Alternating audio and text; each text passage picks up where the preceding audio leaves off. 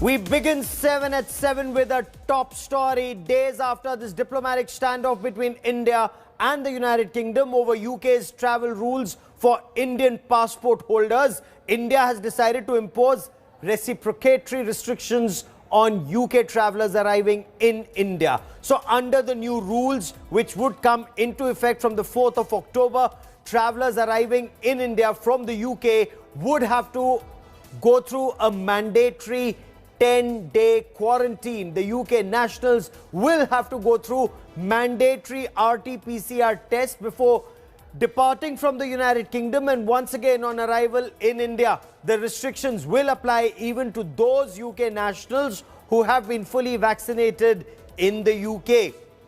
The development comes days after UK failed to remove India from its restriction list, or the list that talks of mandatory quarantine in the UK despite being vaccinated in India. Now, under UK's new travel conditions, travellers arriving from countries named in its red list would be treated as unvaccinated and would have to undergo a mandatory 10-day quarantine even if they have been fully vaccinated, including from one of UK's approved vaccines.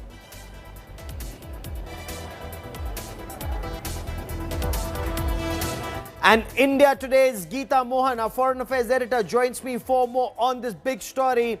Geeta, explain the ramifications of this move. India reached out to the United Kingdom, told them about the vaccine. It's the same AstraZeneca. Also told them about the COVID portal and the efficacy and the efficiency of India's vaccine certificates. And yet, UK didn't relent. Why? And explain this reciprocatory action. Well, the reciprocatory action, Gaurav, is quite valid and justified. Why?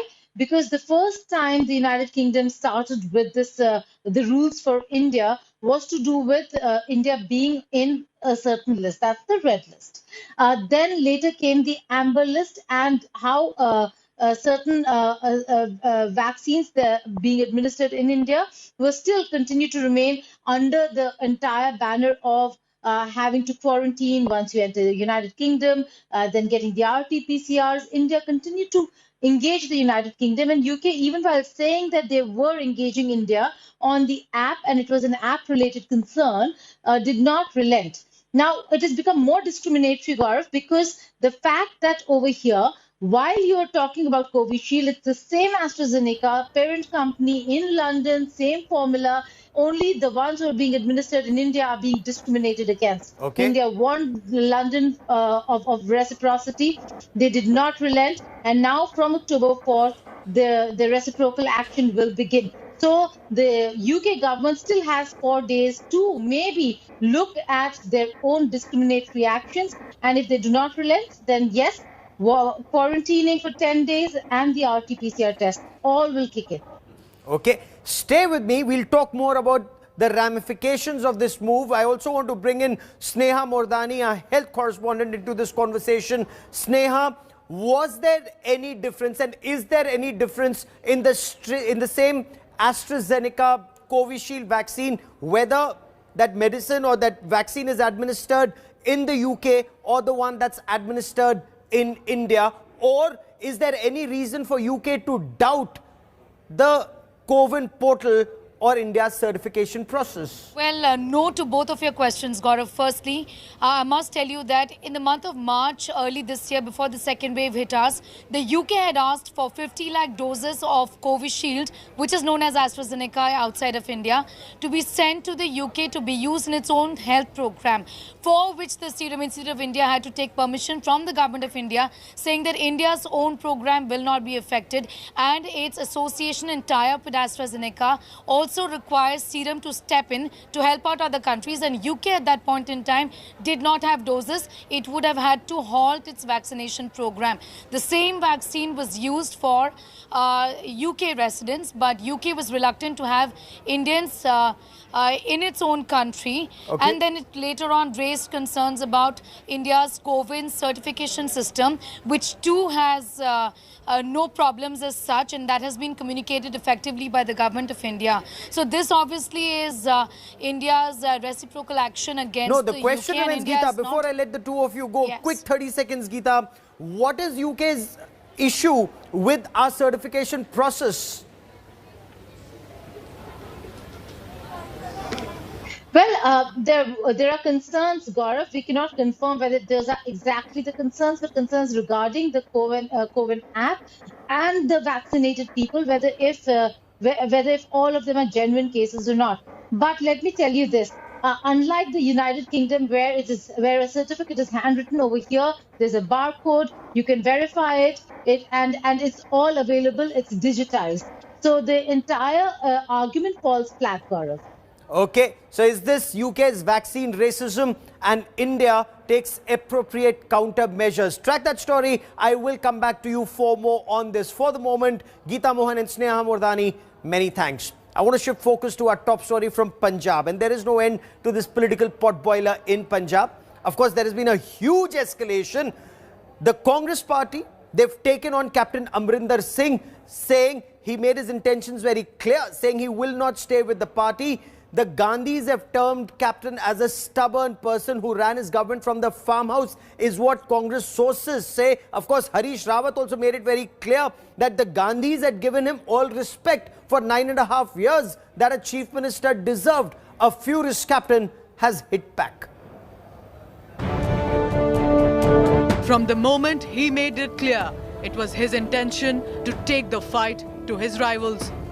I am not going to remain in the Congress.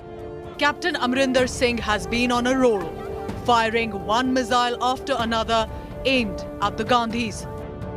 कई प्रधान रहे हैं ये जो हाल जो सिद्धू ने बनाया एक पहले कभी नहीं हुआ. But after a series of pointed attacks, the Congress party has said enough is enough. The Gandhis, speaking through their emissary Harish Rawat, have unleashed their anger. In a stinging attack, the Congress party has said the captain was admitted in the Congress despite a crushing defeat he suffered from Patiala constituency in 1998. They say Amrinder failed to keep his election promises and was controlling the government and the party from his farmhouse. Then there is more. The Gandhis have described Captain Amrinder Singh as a stubborn individual who never paid heed to anyone's advice. They also cite complaints by several MLAs saying Captain cannot win Punjab elections. Captain साहब की भी कुछ वही बेहतर जानते होंगे कि आखिर कुछ तो होंगी मजबूरियां, कोई यूं ही बेवफा नहीं होता. अब वो मजबूरियां क्या हैं ये कैप्टन साहब जानते होंगे या पुराने लोग जानते होंगे. Captain Amrinder Singh rejected the Congress's charge, terming it outrageous. Amrinder has proclaimed that Congress is on a back foot now, and only pressure he had for the past month was his loyalty to the Congress party. All of this comes at a time when there is suspense about Captain's next move. India today has learned that Amrinder Singh is likely to float his own party. He had earlier declared he will not let Navjot Singh Sidhu win at any cost. Sidhu is not the right man for Punjab, and अगर वो लड़ेगा जहाँ से भी लड़ेगा मैं उसको नहीं जीतने दूँगा. After Amrinder Singh decided to part ways with the Congress party, ending a 4-decade-long association, the Gandhis have now hit back. The first family of the Congress are under tremendous pressure, with many from the old guard questioning the decision-making process. The stinging statement on Amrinder is also a message to them.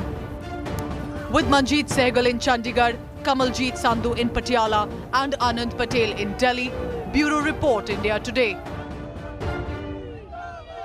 Shifting focus, where is the former Mumbai Police Commissioner Param Singh, the Maharashtra government and the National Investigation Agency probing the Ambani bomb scare case have absolutely no idea where Param Singh is. There is speculation that he may have fled the country. Our Maharashtra Bureau gets us more.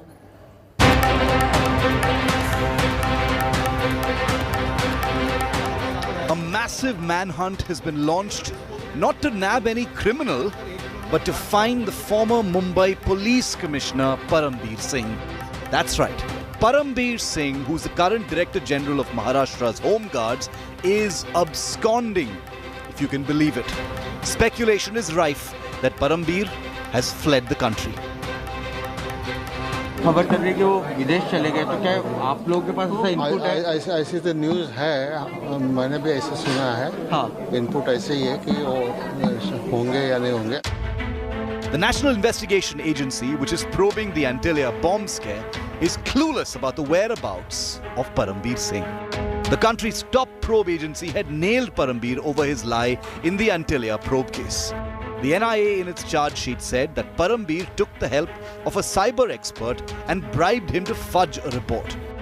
The charge sheet revealed that Param Singh asked the cyber expert to add a Jai Shul Hind poster angle in the Antalya probe report. He was last seen at the NIA office in Mumbai on April the 7th, and since then, no one has seen him in public.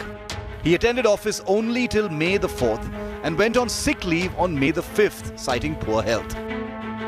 From May till August, Param Singh extended his sick leave, citing his deteriorating health. There's been no communication from him since August the 29th, and his phone too has been switched off.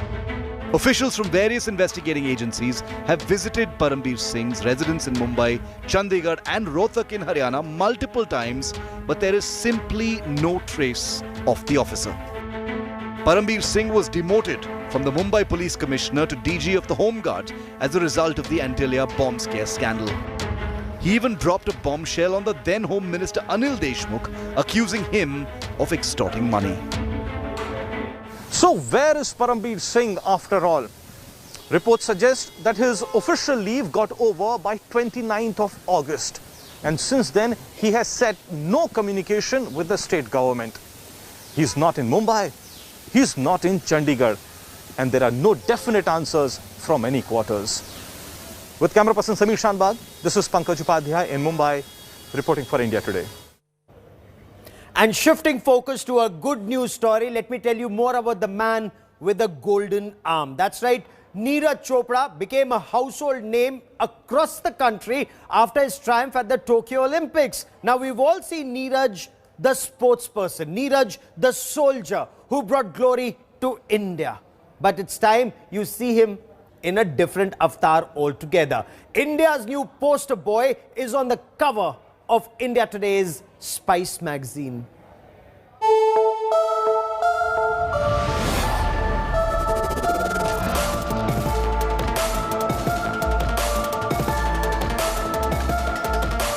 We know the story of Neeraj Chopra, the sports icon.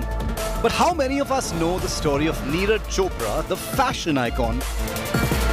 The Olympic gold medalist is on the cover of India Today's Spice magazine, dressed in Louis Vuitton, his favorite fashion label. Chopra, who has a penchant for shoes, touched upon aspects of his life that have still not been discovered.